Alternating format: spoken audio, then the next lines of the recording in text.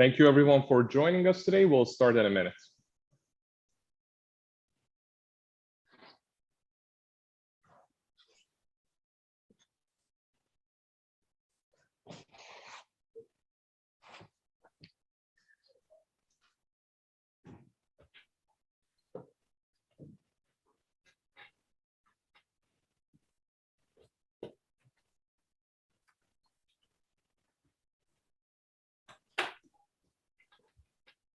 Okay, let's start. Hello, everyone. Welcome to today's panel titled Iran Nuclear Talks at an Impasse.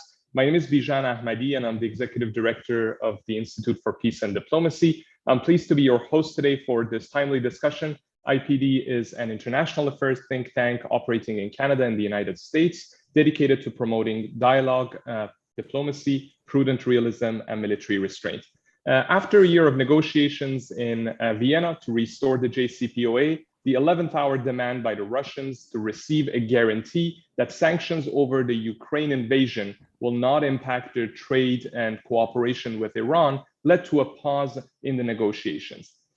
EU negotiator Enrique Mora announced a pause on Friday due to what he called external factors. However, there have been more developments since Friday. Yesterday, after a meeting with the Iranian Foreign Affairs Minister Amir Abdullahian, Russian Foreign Minister Sergei Lavrov said that Moscow has secured US guarantees over civil nuclear cooperation with Iran. He added that the guarantees provide reliable protection for all projects and activities in JCPOA. Aside from Russian demands, Iran has consistently said that there are remaining issues that must be addressed before reaching a deal to restore the JCPOA. Just before this panel, we also heard about this great news that Nazanin Zaghari-Ratcliffe and Anousheh Ashuri, two dual nationals who have been detained in Iran, are on their way to reunite with their families in the United Kingdom. This perhaps can be a positive signal about the status of JCPOA talks.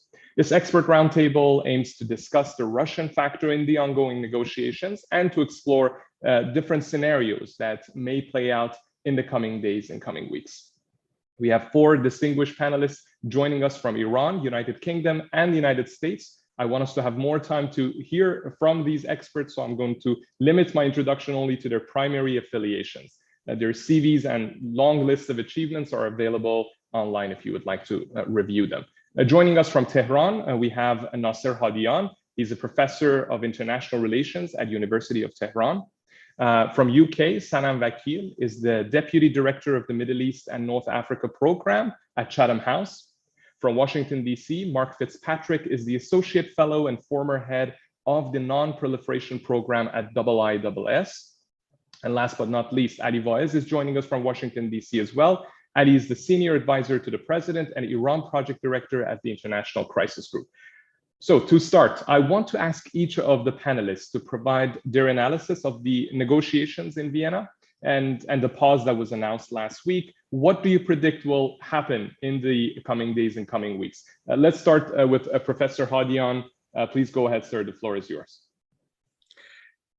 Thank you very much for the introduction, and it's a great pleasure to be among excellent panelists and friends. And I hope we can be useful for your audience. Regarding the question,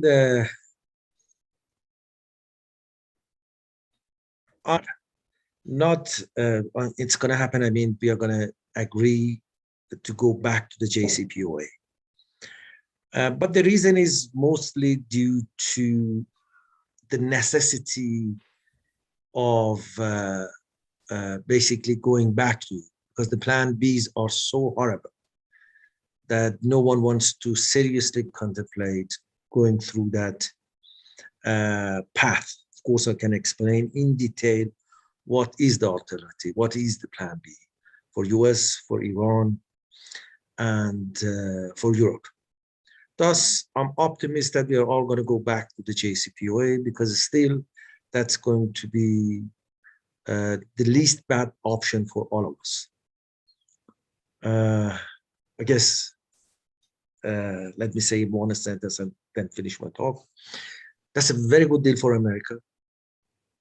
What I've seen was, to be frank with you, very surprising. I never thought that Iran would agree with what they have agreed. It has already generated a lot of debates. One program just 2 minutes before being broadcast was stopped by Iran Supreme National Security Council, and they were opposing the deal. Of what I heard, that it's going to be or not going to be the deal. But what I saw in the agreement, to be frank with you, I think that's a very good deal for America. That's one sentence. It doesn't mean that I disagree with it or I'm not going to support it. I'm going to support the deal, but that's a very good deal for America. Okay, thank you, Nasser. Let's go to Sanam. Sanam, please go ahead. Thank you so much, Bijan. It's a pleasure to be here with so many old friends as well. I should say, sitting here in the UK today, we're very happy with the positive news that Nazanin and Anousheh have been released. We're hopeful that the rest of our friends in Iran who have been caught up in the system will be following suit quite soon. Just make 4 quick points because I think the discussion is of most value here. First, yes, the Russian issue is seemingly resolved, but of course, as we've seen from the public messaging, there do remain a few sticking points. We can see the finish line maybe, but we are not yet at the finish line. And so time is still of the essence.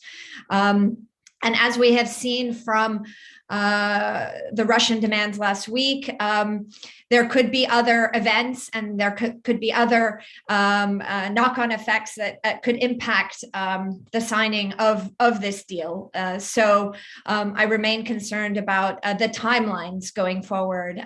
So I think it's very necessary that the negotiators return to Vienna as soon as possible and try to resolve whatever differences remain. As I understand it, there are differences still on some of the lifting of sanctions, and particularly those connected to the FTO designation of the IRGC. Perhaps that might be resolved in Tehran or in Washington, but I think that there have been challenges maybe associated to this demand or request by Tehran because of events that took place already last weekend with the missile attacks in Erbil. So again, we could see fallout from other exogenous or endogenous issues impacting these negotiations. And I think we have to be mindful of expectations and these sort of outcomes in that sphere. Secondly, of course, the issues of guarantees are still very much out there. There are guarantees being pushed from the Iranian side. And I would just like to counter that by also just pointing out that there are guarantees coming from everyone now. Everybody would like guarantees. The Russians wanted guarantees, and other states in the region, particularly the Israelis and the Gulf states, also want guarantees.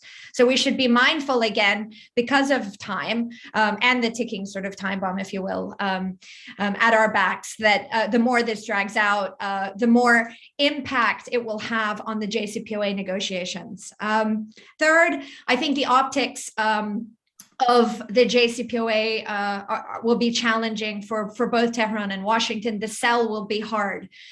It will be hard in the context of the war. It will be hard in the context of Russian pressure over the past 10 days. It will be hard because of longstanding tensions between Tehran and Washington, and because of the pressure coming from Israel and the Gulf. So the sequencing of any sort of signing ceremony also needs to be thought out. And I hope that that's not going to be an 11th hour sticking point, how to get everybody in the same room or on Zoom, or I don't even know what that's going to look like. So I think we do actually have to think of big issues, but also small issues. And finally, not to be sort of the voice of gloom and doom, the JCPOA and getting that rehabilitated is an important first step, but the bigger, tougher issues do remain, and those remain regional tensions, which remain really on the precipice. Iran-Saudi talks have been postponed due to supposed executions in Saudi, but of course, there are broader issues in the region that are causing and driving tensions. We have seen cyber attacks in Israel. We have seen attacks in Erbil, attacks in Kermanshah, attacks in Syria. And this is just a real clear reminder how vulnerable the Middle East is to regional tensions above all. So I'll stop there and look forward to Mark and Ali's comments as well. Thank you. Thank you, Sanam. Mark Fitzpatrick, please go ahead. Yeah, thanks very much for inviting me to join this good panel. I'm more optimistic than I have been all year that a deal now will be done, and that it will be in the interests of my country, the United States, and of the other parties. And the reason I'm optimistic is that it's now clear that all the parties negotiating in Vienna are serious about reaching a deal. You know, a year ago when the United States administration got off to a slow start in forming its team and engaging, there was some questions about Biden's seriousness. There were questions about Iran's seriousness when it took 6 months almost to review where the last administration left off, and then it wasn't. Its proposals in November were preposterous, but it got serious in December. And then just last week, Russia looked to have thrown a major wrench into the gears of the deal, and I thought, oh no, you know, it was almost done, and then Russia stops everything. But Russia very quickly backtracked, thanks to, I think, Iranian diplomacy and US diplomacy. The United States very quickly provided some guarantees that Russia would be able to continue its cooperation on the non-proliferation elements of the JCPOA. Of course, it wouldn't be given free rein to trade with Iran, which would break the comprehensive sanctions imposed because of its invasion of Ukraine. But but Russia was no longer making that wide demand. It went back to what it had first said. It just wanted to make sure that it could do what it was allowed to do with Bashir and so forth under the JCPOA. So there's a question about timing, and one of the timing issues is that. You know, the United States has been saying that the deal soon would lose its worth for the United States as Iran got closer and closer to being able to produce the fissile material for a nuclear weapon, that so-called breakout time, getting down to maybe as low as 2 weeks. The United States had been saying that a deal had to be in place by the beginning of February. And so we're a month past that kind of deadline tentatively set by the United States. But as long as everything looked to be on track, you know, the United States wasn't going to pull out because of an artificial deadline. Still, the benefits to the United States that Nasser mentioned are, you know, they're not as great as they were last year or the year before, but we can blame Donald Trump for pulling out of the deal. A key issue is that the United States probably is not going to get the 1 year breakout time that it had posited as important for the deal. That 1 year was artificial to the first place, but it was a nice round number. And now, given Iran's advances in nuclear technology, I think it'd be very difficult to get back to a 1 year breakout time. And so explaining that to the US Congress, to the US people, will be a major political task for the Biden administration. I'll stop there and look for more questions and answers. Sure, thank you, Mark. Ali, please go ahead. Thank you very much, Bijan. It's great to be with you and with really good friends and colleagues on this panel. Let me start first with the Russian hindrance, which seems to have been resolved. I think it was a tactical gambit by Russia to try to punch a hole in Western sanctions regime over Ukraine. And it obviously did not work. First of all, the proposals that Russia submitted to the Joint Commission in Vienna were rejected out of hand. And then there was a popular backlash against Russia in Iran as well, which I think played a role in the calculus of the leadership in Moscow, given the fact that Russia has not too many friends these days around the world. And that's a good thing that Russia has walked back some of its really unrealistic demands. So on the one hand, I want to agree with Nasser and Mark that this has become too big to fail. We're too close to the finish line, too much time and energy has been expended, and the benefits are clear for both sides, and the alternatives are without any doubt much less attractive. But I also want to agree with Sanam that there is still space for miscalculation. I think both sides might calculate that the other needs the deal more. And that unfortunately creates room for last-minute gambits that could bring this whole edifice down. And I hope I'm wrong about that, but just to put it in numbers, as a scientist, I always like to come up with more accurate estimates. To the extent possible, I would put the chances of a restored JCPOA last week at 30%. Now I'm back up at 70%, but there is still 30% chance of miscalculation. And I just want to demonstrate that by one example, and that's the question of the designation of the Revolutionary Guards as a foreign terrorist organization, which is, as has been reported in the press, one of the last remaining obstacles. Now, look at it from an Iranian perspective. The Iranians say, well, the IRGC has a huge role in Iran's economy. They are the defenders of the realm. If they remain as a foreign terrorist organization, it's totally unacceptable, both in terms of the economic impact that would have, making companies much more reluctant to engage the Iranian market out of fear of all the red tape that remains.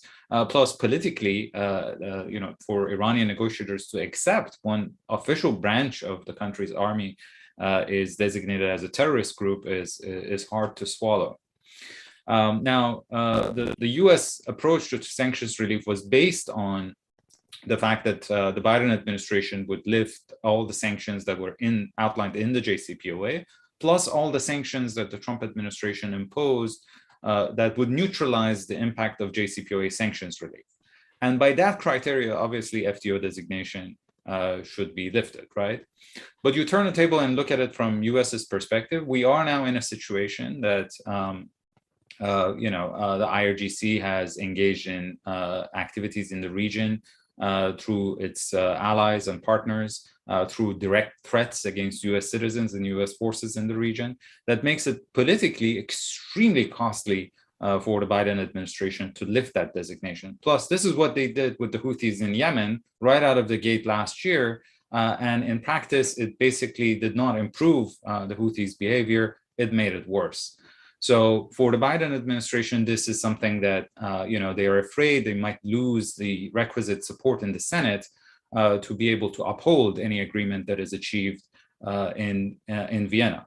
Now, the reality, as someone who's sitting in between, I would say, is that, this is a completely irrelevant subject, honestly. IRGC, even if the FTO designation is lifted, would remain under layers of additional sanctions, including designation as a specially designated terrorist group, plus a lot of other executive orders and legislation that target IRGC individuals and entities.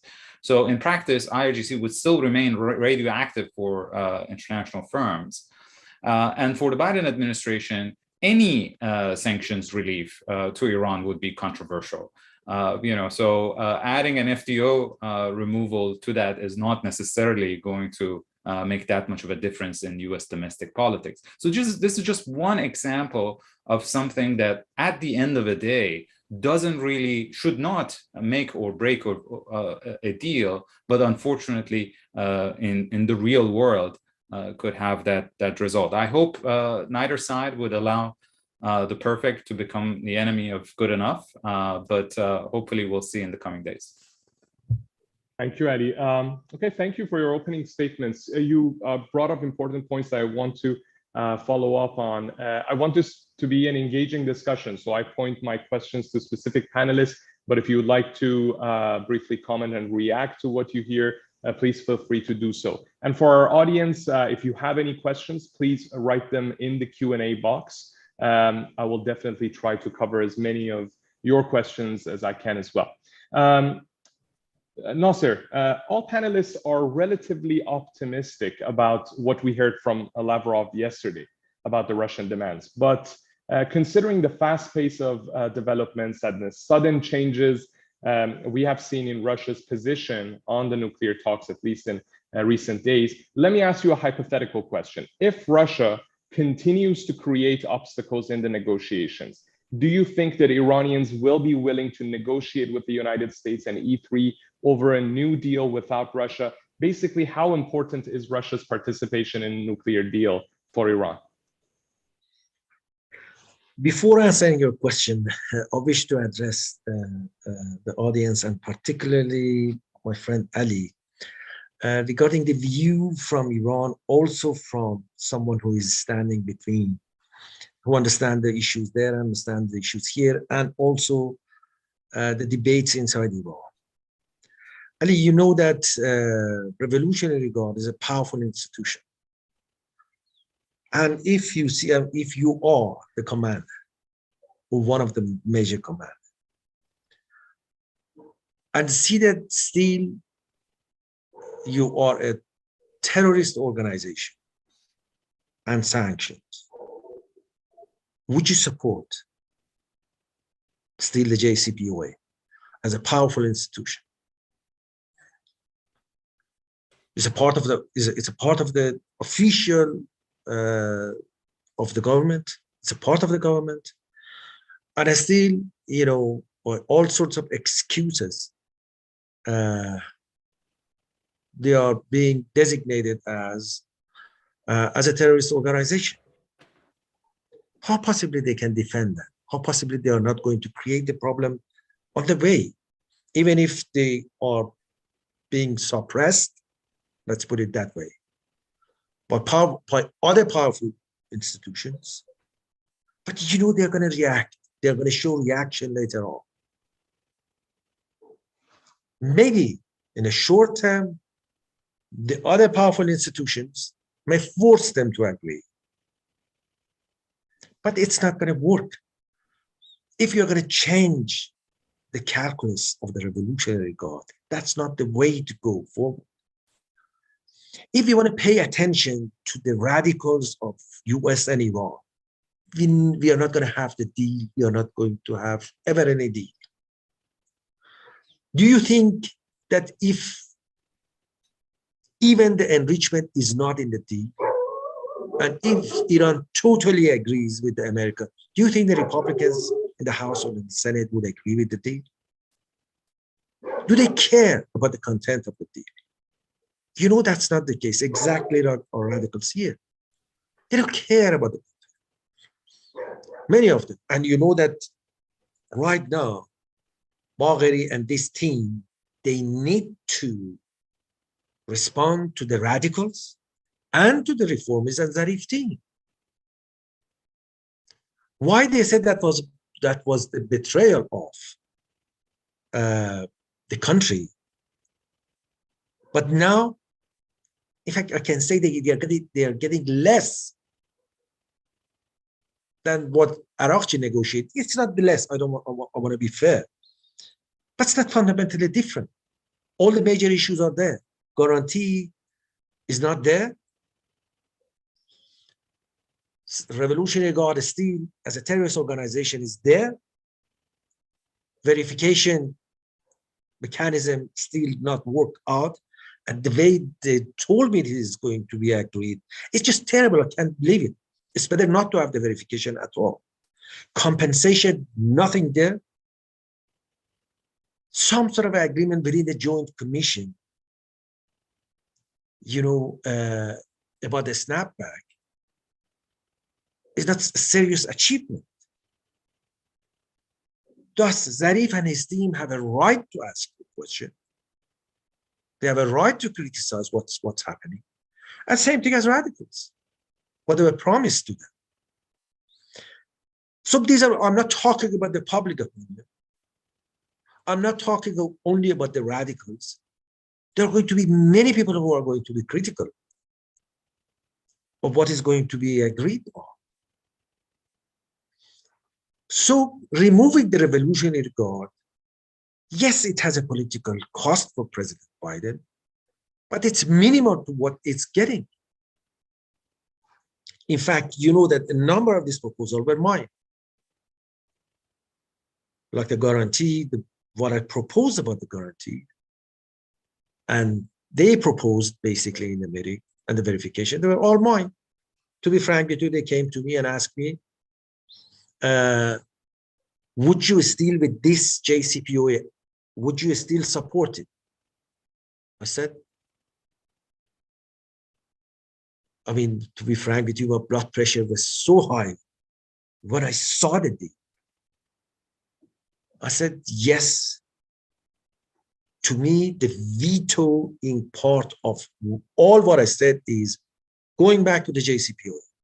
Yeah, what I said is not there.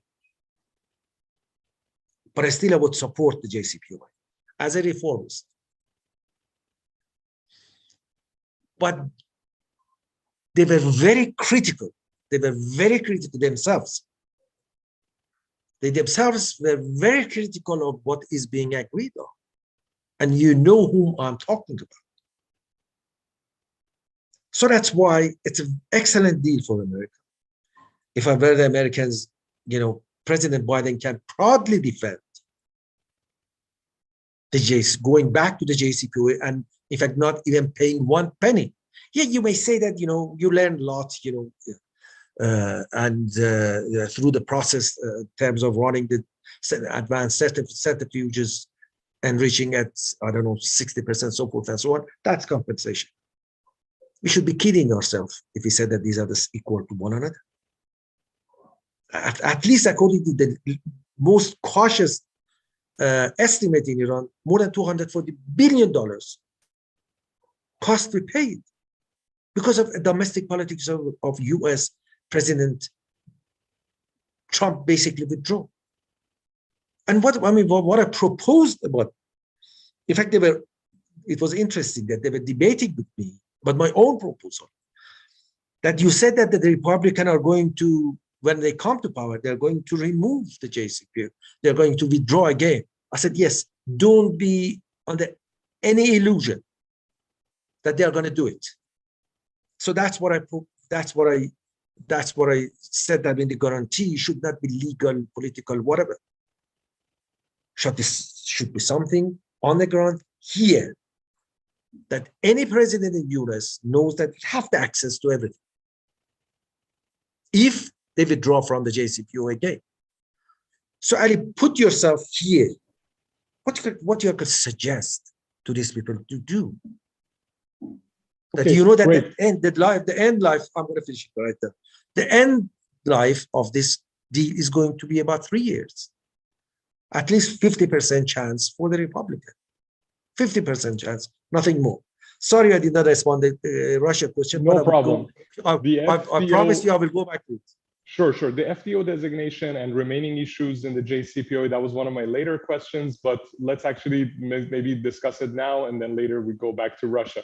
Ali, would you like to chime in and comment and respond to what Professor Hadian said?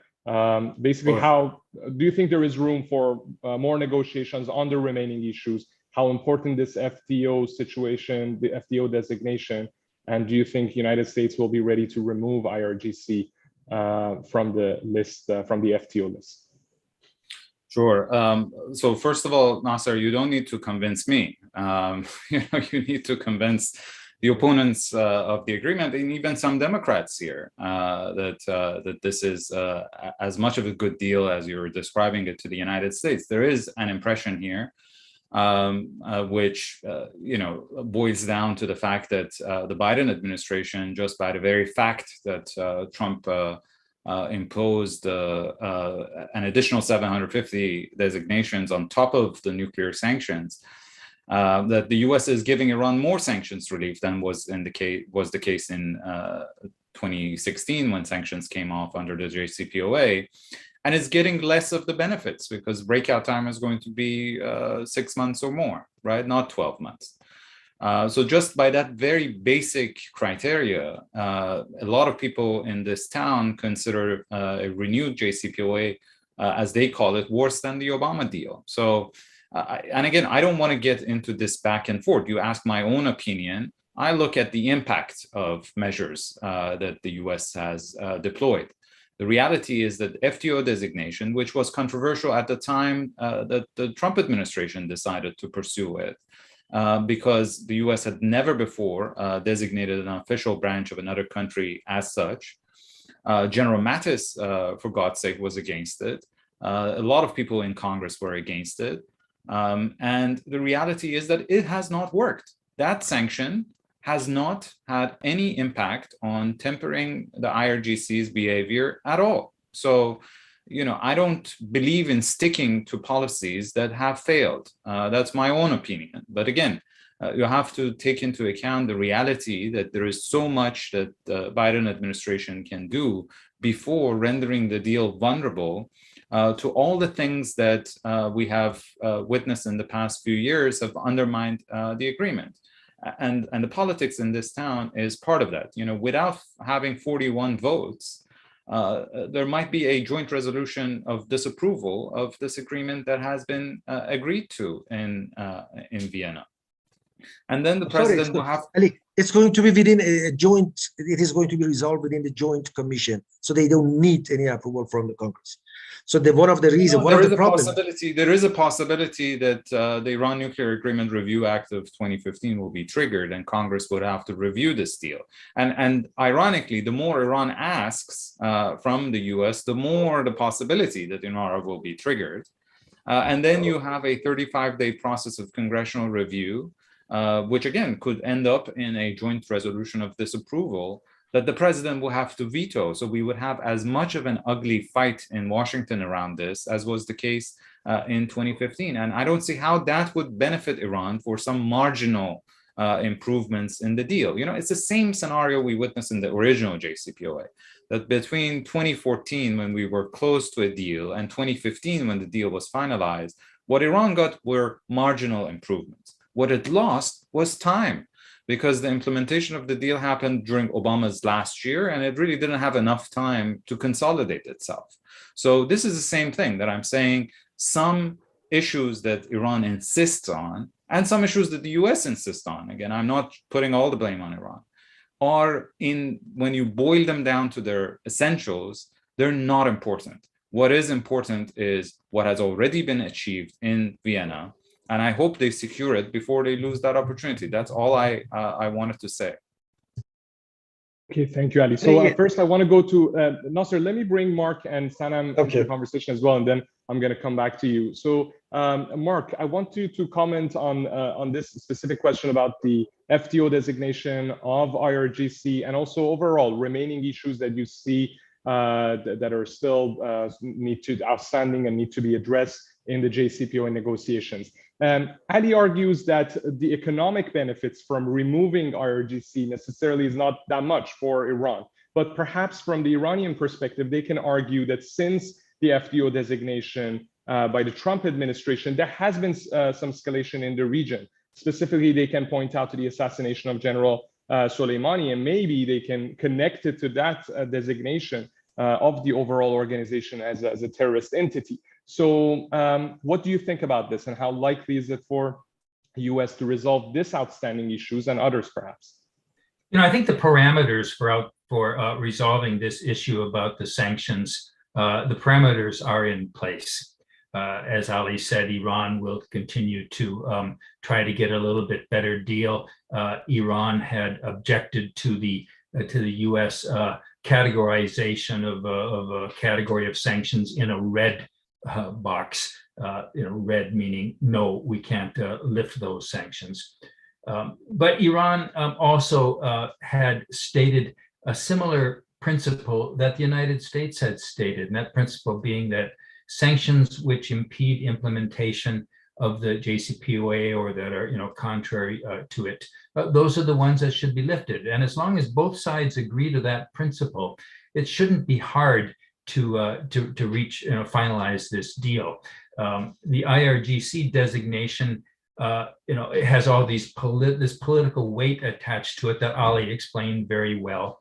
Whether the IRGC designation as a foreign terrorist organization, fits in this principle of a sanction that would impede implementation of the JCPOA, you could argue it both ways. As Ali pointed out, because of the layer of other ways that the IRGC is sanctioned, just lifting this FTO is not going to marginally affect Iran's economic activity after the deal. So the United States could make a legal case that, no, it doesn't fall into that category. I think Iran's legal case is probably stronger, though, that given the extent to which IRGC tentacles extend throughout the economy, that sanctions that were imposed on it, which for political reasons really should be lifted. It's going to be one of the difficult burdens that the Biden administration will bear in selling the deal. And as Ali noted, the Democratic Party itself has got people in it who oppose the deal. 7 Democratic members of the House of Representatives signed a letter very critical of what seems to be emerging in the deal. But I think Biden will weather that. This will be a foreign policy achievement for him, and he will just take his lumps. I think he'll have to lift the FTO designation, but he needs something in exchange for it. One of the things he absolutely needs is Iran will need to release the 5 American dual national citizens that it detains. The fact that they released the 2 British dual nationals is a very good sign, and I'm pretty sure that we will see release of the 5 Americans if there is to be a restoration of the JCPOA. Okay, great. Thank you, Mark. Sanam, would you like to chime in and comment on this question as well about the remaining issues in the JCPOA and the RRGC designation? I mean, I think we're sort of all echoing each other in various ways, so I don't want to belabor this too much. I think Mark is absolutely right. This is a negotiation. There are compromises that are made on all sides. And Nasser, I think, also captured earlier, this is the least bad option for all. So, a compromise has to be made on both sides, alongside important sequencing to help the president be able to sell this deal at home. We have to remember that this is a nuclear deal. This is a deal that is designed to restrict Iran's nuclear advancements, and with that comes commitments to reverse Trump-era sanctions. I do want to just go back, though, and remind everyone that this has to be a first step in a broader process that nobody wants to talk about because we're so, of course, entrenched in getting this over the line. But for the deal to remain resilient, there are steps that can be taken to prevent it from being overturned should a Republican come back to office in a few years. And that would require movement on regional issues and bringing in regional states into that discussion so that they have buy-in and support the JCPOA as well. Okay, great. Sanam, let me actually ask you a question about the region as well. You mentioned in your opening the suspension of talks with Saudi Arabia. Iran has said that it's temporary, apparently. It seems that it's unrelated to the JCPOA. It is believed to be related to the execution of 80 Saudis, some from the Shia communities in the kingdom. So what's the latest on Iran-Saudi talks, and in particular on JCPOA? Saudi Arabia supported Trump's maximum pressure campaign. What's their position today on JCPOA and on Biden's efforts to restore the deal? Well, I think formally, of course, the talks have been paused because of the executions in Saudi Arabia. But I think we know very well that everything is linked to the JCPOA. And regional states are waiting for that outcome in order to determine next steps. The talks, the 5 rounds that we have watched take place have proceeded, but haven't been particularly productive. We have not seen any major shifts in either side's policies. Yes, diplomats have returned to the IOC in Jeddah, Iranian diplomats, but beyond that, there hasn't been a pragmatic trickle-down effect. And I think that that is because there's a structural imbalance between Tehran and Riyadh that requires a broader conversation. And that conversation has to be sequenced once the JCPOA is formalized and rehabilitated.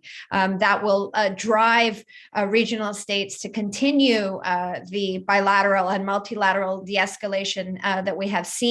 But without the deal, we are also equally witnessing regional states hedge. And this hedging has come in the context of the war in Ukraine, of course, where their positions have surprised many. And we are also seeing Gulf Arab states turn to the UK. Boris Johnson has traveled to the kingdom and to the UAE, seeking greater access to oil supplies. But these states are going to be turning to the US and the UK for tangible security guarantees to shield them from further regional attacks that they attribute to Tehran. So this is all quite linked together, and I think requires the analytical community's investment and thinking about post-JCPOA steps as soon as we do get to that finish line. Because for the JCPOA to be sustainable, we cannot have a repeat of 2015. In 2015, there were no further talks made. And I think from Iran's perspective, for that JCPOA to be sustainable, being a party to regional discussions is in Tehran's perspective as well. Whereas for regional states, I think that they should sort of take a page from the outcome of maximum pressure. It didn't see any sort of shift in Iran's behavior. In fact, we could say that maximum resistance increased regional insecurity in the Persian Gulf, and with attacks on Saudi oil facilities in September 2019, and even Abu Dhabi has been made vulnerable by Houthi attacks at the beginning of this year. So I think a reflection on both sides of the Gulf is urgently needed in order to dial down tensions and really consider the value of the JCPOA as perhaps stabilizing regional tensions. Thank you, Sanam. Nasser, I know that you may want to react to some of the comments that you heard from the other panelists. Please do so, but also I appreciate if we can go back to my question on Russia as well.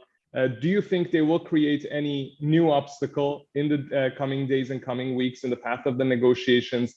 If they do you think Iran, there is any willingness in Tehran for them to negotiate a deal, interim deal, or another nuclear deal directly with the United States and E3? Thank you. First, responding to your question this time, I guess not. In other words, Russia is too important now for Iran to be able to ignore it, politically particularly, but security-wise as well.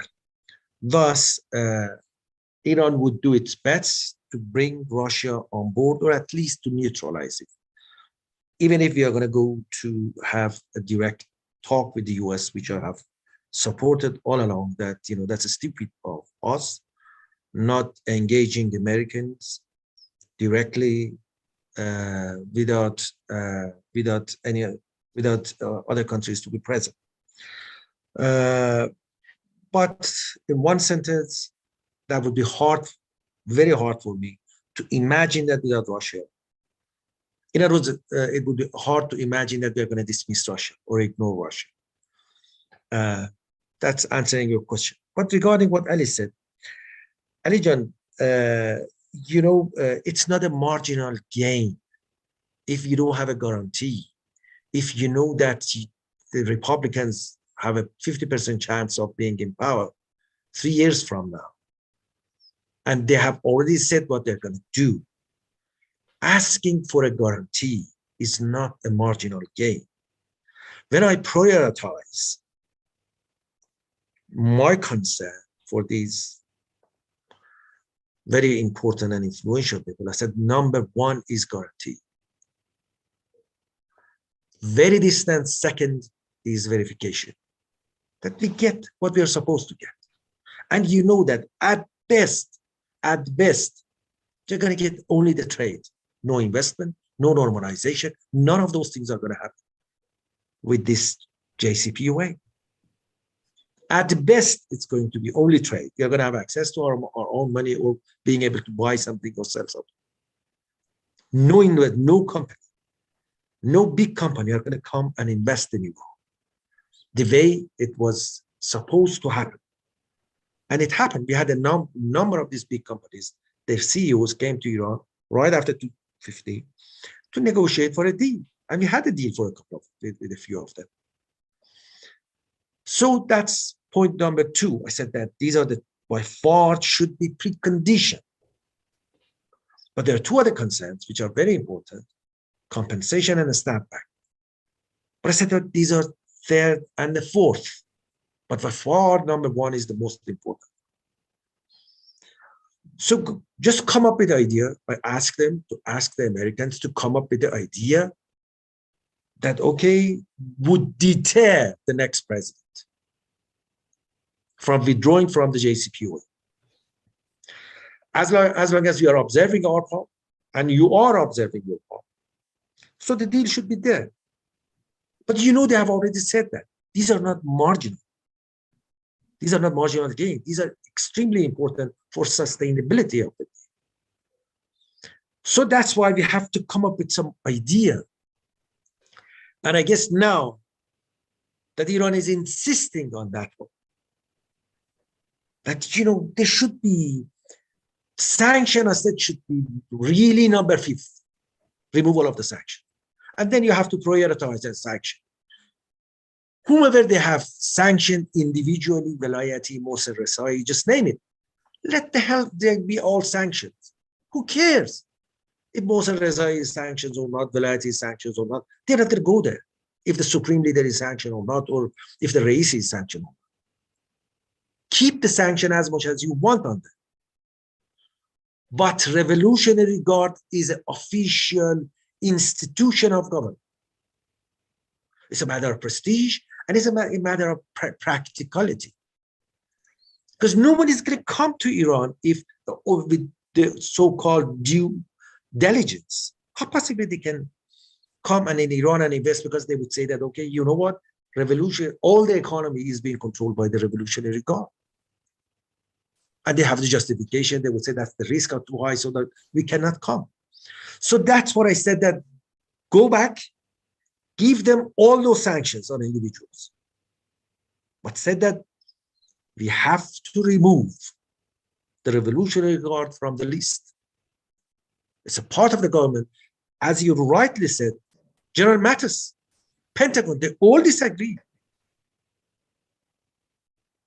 So it's not all too costly for President Biden. It is costly. I don't want to say it is not costly. To remove, I mean, on sanctions, to remove the Revolutionary Guard, it's a part of the government. Okay, no matter if I hate them or not. Sorry. No problem. Okay. Thank you. I want to cover, you know, more topics and more questions, so that's why. Sorry that if I jump in. So let's actually talk about the issue of guarantees. Well, United States claim that there is no way that they can provide legal guarantees. They cannot limit the decision by the next president, the White House. That is their position. But my question for Ali, Mark, and Sanam, whether you want to talk from the perspective of Europeans or Americans, is what can be done to strengthen this deal, to increase the durability of this deal? Is there a plan in Washington or in London or Brussels about this problem with the durability of this deal?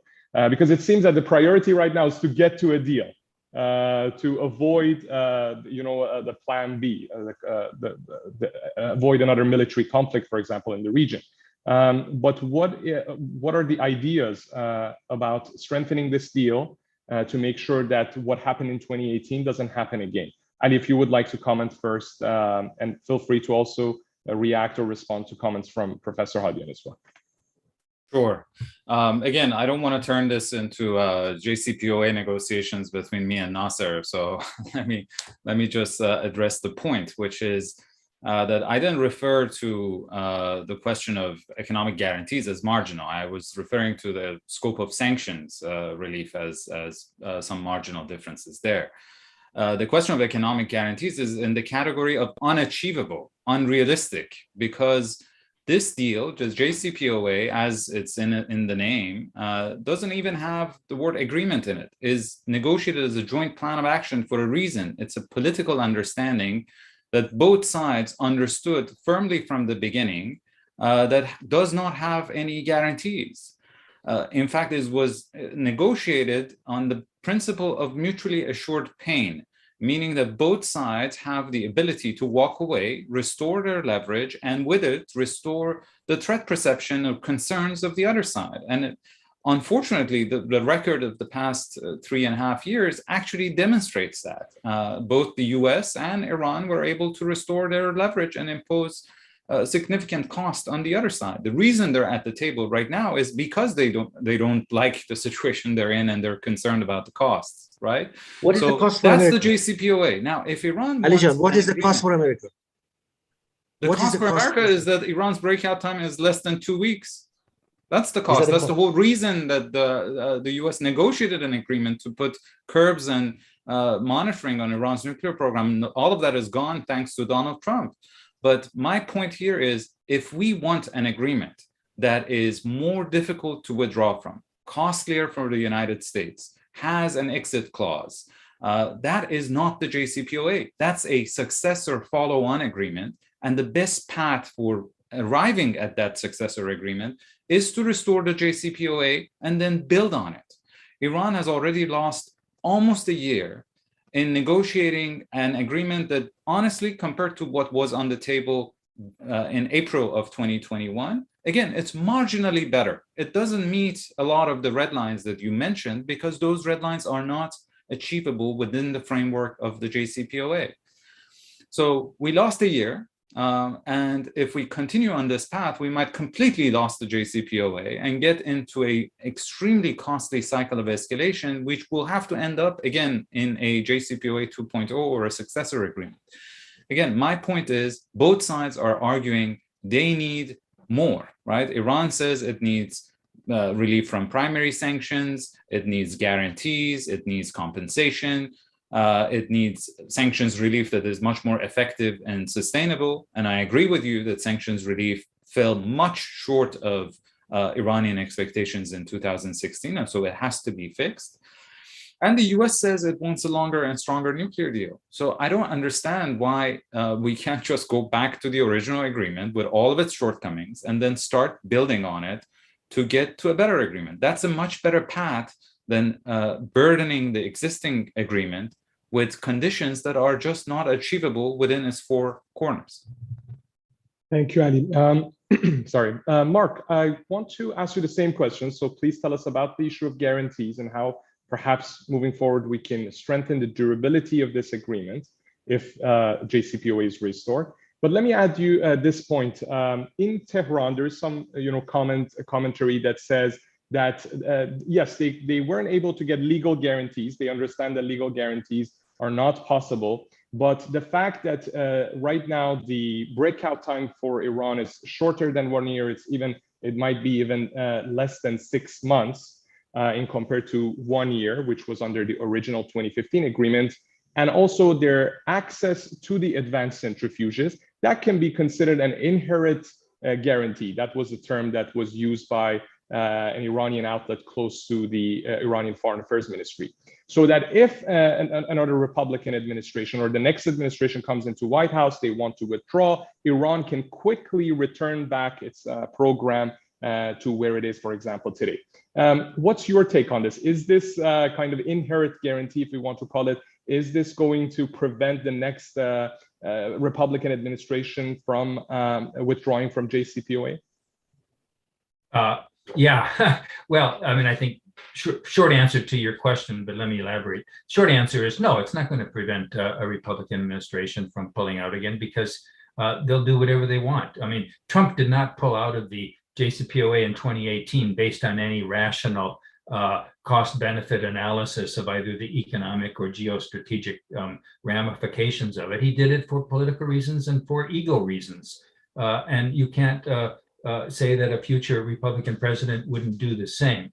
But I think, you put your finger on what are the implicit guarantees. As Ali said, this isn't a deal that is not a treaty, but it's a mutual. It's based on mutual pain if you withdraw from it, and you've outlined the pain that would ensue, Bijan.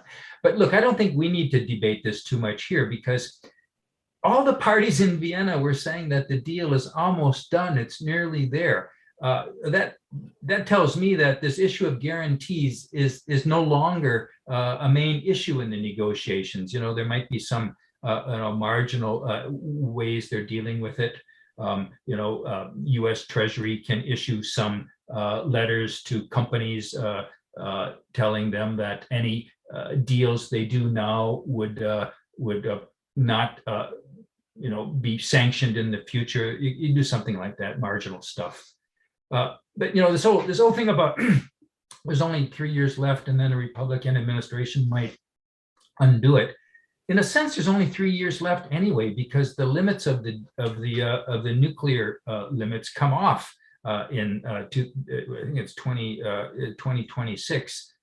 So there's not that much time left anyway. What Iran gets is immediate upfront benefits. It gets the trade, as Nasser said, but it also gets all the frozen assets unfrozen. It'll be a big infusion to the Iranian economy, and that's not nothing. And the United States gets temporary relief of Iran being so close to a nuclear weapon. It's not going to get 12 months, and then we have to work hard in the next 3 years to see if we can negotiate a deal that would have a longer lasting benefits for both sides.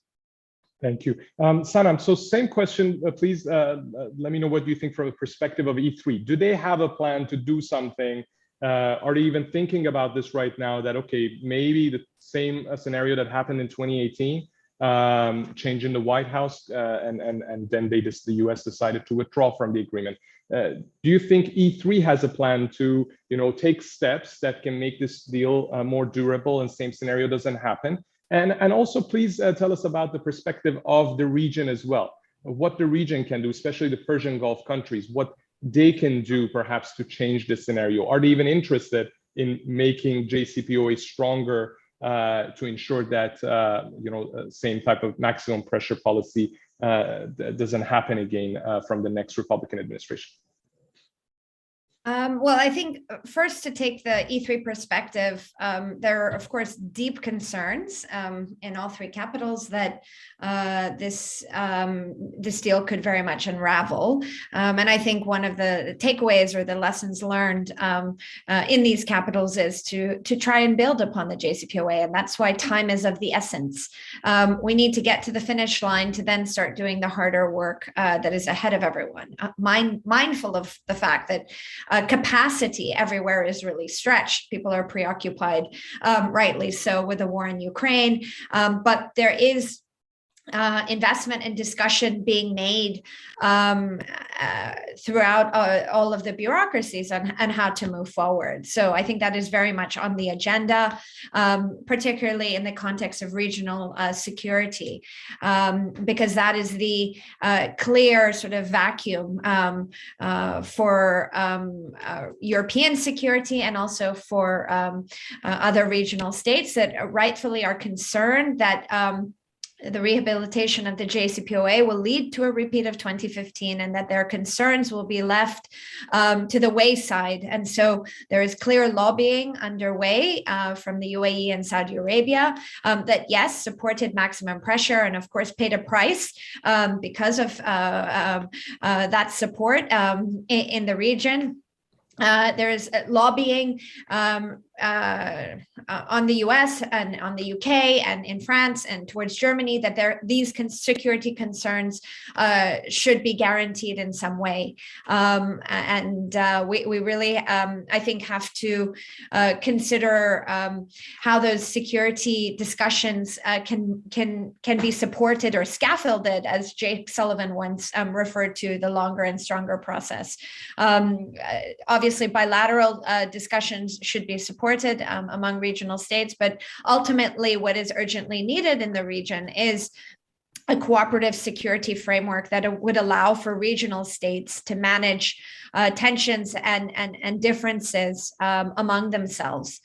So, I think that is the broader direction and orientation of E3 efforts, but it would require convincing regional states that a cooperative security framework is in their interest. History has always guided regional states towards collective security models, but those have not also borne fruit and provided security protections as well. Thank you, Sana. Nasser, the previous administration in Tehran under Rouhani and Zarif were hopeful in 2015 for the JCPOA to become a stepping stone for rapprochement and for more talks and agreements between Iran and the West, and US in particular.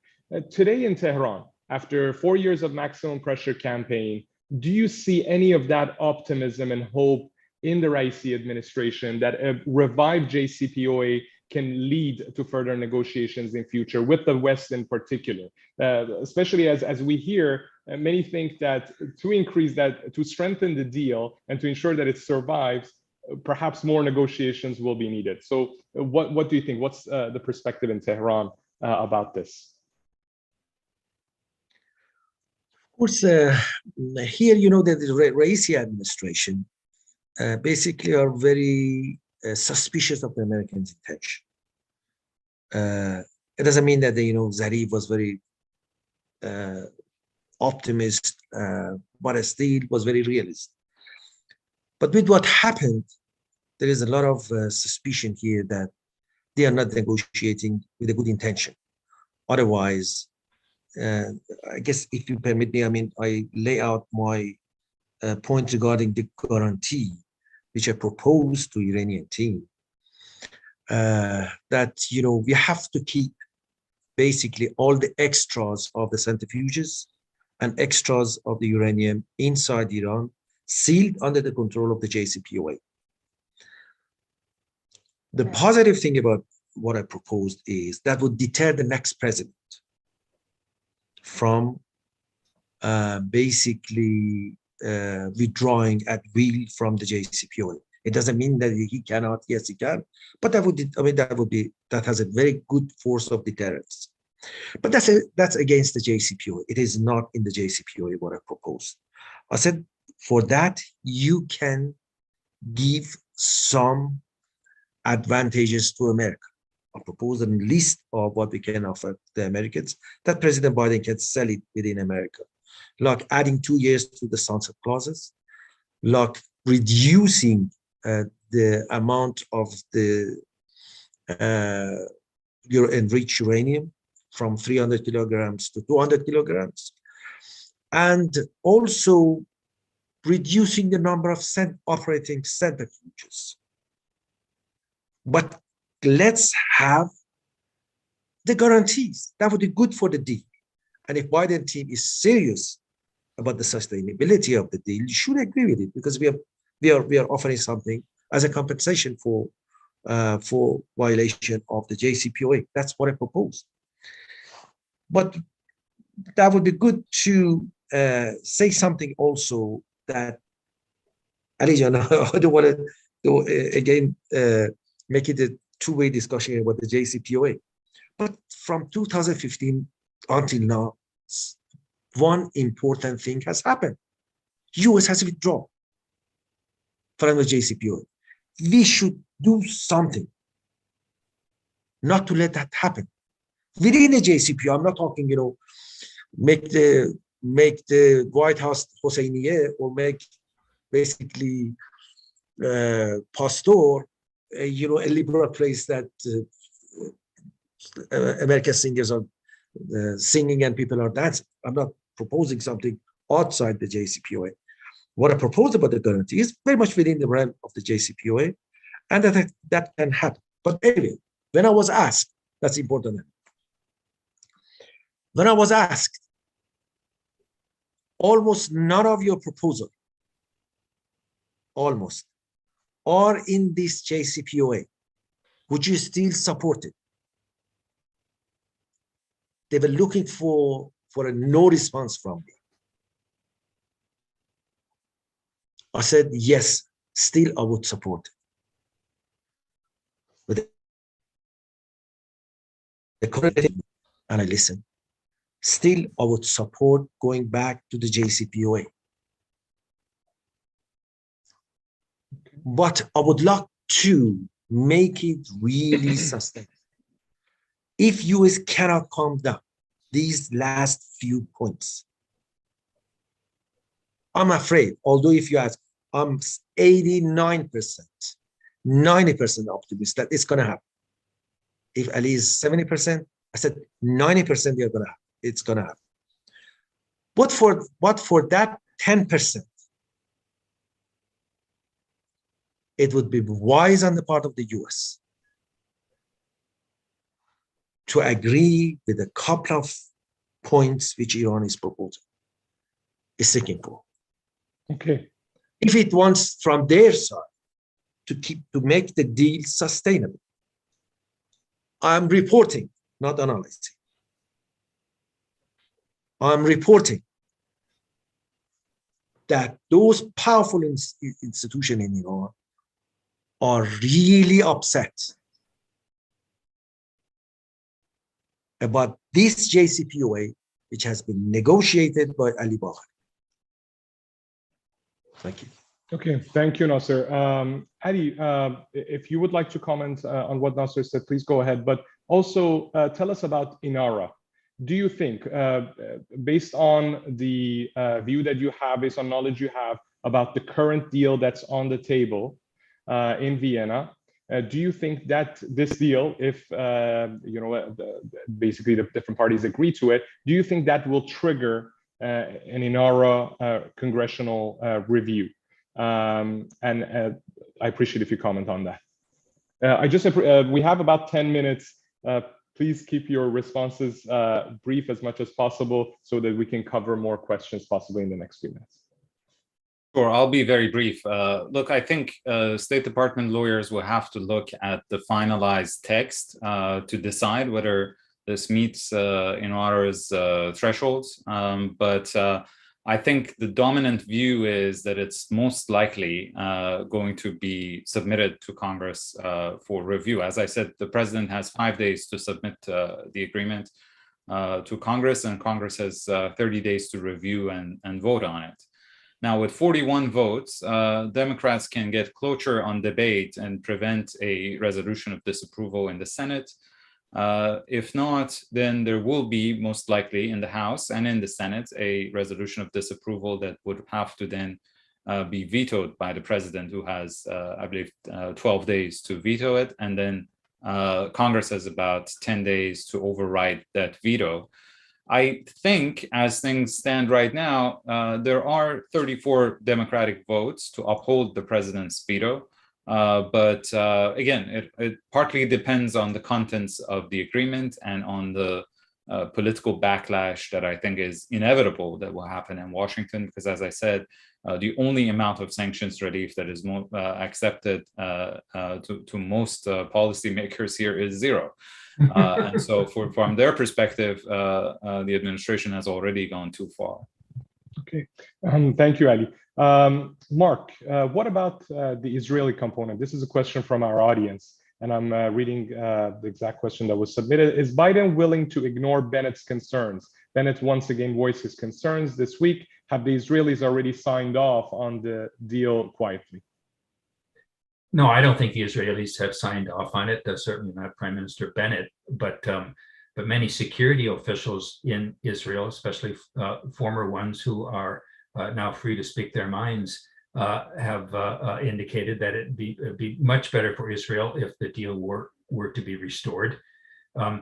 in a way, Bennett's position is like the Republicans in Congress, that no sanctions relief is what they would accept. So Israel's demands are not being ignored at all. I mean, there has been extensive consultation with Israel, and I would guess that that some of the entities that are in the red category for the United States are there because of Israel's concerns. But in the end, the United States has to pursue its own national interests, keeping in mind those interests of its partners. But it has national interests that are served by concluding this deal. Thank you, Mark. Another question from our audience, from Nadere Shamlu, which I believe she is with Atlantic Council now. Sanam, at the junction with when the removal of IRGC from the terrorist list is being debated and the deal hangs on this, on the solution to this issue, what was the message that was sent, or was it even a message related to JCPOA with the attack at Erbil on the presumably Mossad site? Which Iran claimed to have done. I referenced that very briefly in my opening remarks, and I actually think that the attack on Erbil makes the removal of the FTO designation on the IRGC much more difficult. The optics of that removal in the context of a directly attributable attack is going to be very hard, I think, for the E3 and the US to approve right now. And I think there will be significant pushback. So I think as negotiators prepare to return to Vienna, considering that issue is going to be important. This makes crossing the line, I think, very difficult, particularly in Europe, and considering Israeli opposition in general and the broader concerns on regional issues. So, this does raise my concern about how we're going to get over the line. Bijan, can I add a point, Sure. Which I think is related to this, which is Iran's decision to pull the plugs on discussions with the Saudis in Baghdad because of executions in Saudi Arabia. I think that's similarly short-sighted because one of the key arguments that one could make if the JCPOA is restored is precisely what Sanam referred to, which is that now there is a much better regional context on which you can build a parallel multilateral, bilateral discussions for de-escalation in the region, which is really a sea change compared to where the region was in the aftermath of the JCPOA. And so the more Iran could do to demonstrate that it is willing not to allow these kind of pretexts, which unfortunately are in abundance in that part of the world, come in the way of dialogue with its neighbors, there's a better chance that the JCPOA could be, if it's restored, that it could survive in a much more stable environment. Again, this is one of the lessons of 2016, is that once you get a narrow deal, a transactional agreement in the broader context of US-Iran enmity, by definition, you're accepting that the deal will be vulnerable to spillover effects from all of those other issues. Now there is a possibility of at least trying to address the regional dimension. And so I hope that Iran would re-engage in discussions with Saudi Arabia. Great, thank you, Adi. Last question, Nasser. We have only about 2-3 minutes. But it's an important question. It was actually sent to us through email. President Rouhani was hopeful that JCPOA would help Iran to engage with the West, especially to expand its economic cooperation with Europe. But since US withdrawal from the deal in 2018, increasingly we hear about Iran's shift or pivot to East. Now, under sanctions, Iran was relying on the Chinese for its oil exports. But how do you think restoration of JCPOA will impact Iran's ties with China? Basically, how serious is Iran's pivot towards China? I know it's a big question, but if you can provide a brief answer in the time we have left, I appreciate it. 2 points. First of all, I have addressed that question extensively in one interview, 2 whole pages of newspaper inside Iran. If people are interested and can read Farsi, so I refer them to that big interview about our relationship with China. and the whole issue with the East. But certainly we are going to get closer to the East. But to what extent? Are we going to be as a part of the orbit of China in the emerging world system? Or no, we are going to have a close relationship with China, but not to be in the orbit of China. That's the debate inside Iran now. But anyway, I refer you to that extensive interview about China. But regarding Saudi Arabia, one word. In fact, I'm going to address that issue in Sanam's basically panel in Doha, that what would happen between our relationship with Saudis, because Saudis' relationship with us, Iran is very much willing to improve the relationship with Saudis. But Saudi's relation to us is basically related to our relationship with US, China, and Russia, with great powers, let's put it that way. That's extremely important input in their calculus, in the relationship with us. Yemen, of course, is very important. But since there is not a time for me to go in detail, how Yemen is going to be important phenomenon for improving the relationship between Iran and Saudis. We, as a bigger country in Iran, are ready to give concessions to the Saudis. But even with giving concessions, still they are waiting to see what will happen to JCPOA. And not just only to the JCPOA, but rather our relationship with US, to how it's going to evolve. That would be important input in the strategic calculus. Thank you. Okay, great. Thank you so much. Unfortunately, we don't have more time, but Nasser, Hadian, Sanam, Vakil, Mark, Fitzpatrick, Ali Waz, thank you for joining us today for this discussion.